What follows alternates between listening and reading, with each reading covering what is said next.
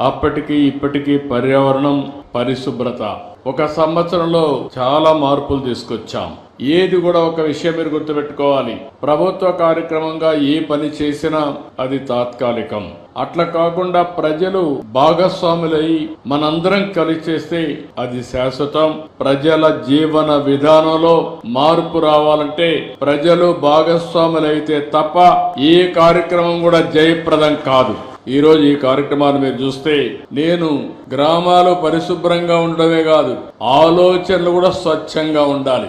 తప్పుడు ఆలోచనలు చేస్తే, తప్పుడు పనులు చేస్తే, ప్రజల్ని మభ్య పెడితే అది శాశ్వతం కాదు. అందుకే ఈ రోజు మీరు చూస్తే స్వచ్ఛమైన పరిసరాలు, స్వచ్ఛమైన ఇళ్లు, స్వచ్ఛమైన కార్యాలయాలు, స్వచ్ఛమైన ప్రాంతాలు, అదే విధంగా స్వచ్ఛమైన మనసు, స్వచ్ఛమైన ఆలోచన, ఇది నా కాన్సెప్ట్. ఇది సాధించడానికే ప్రతి నెల 3వ శనివారం ఈ కార్యక్రమానికి శ్రీకారం చుట్టాం.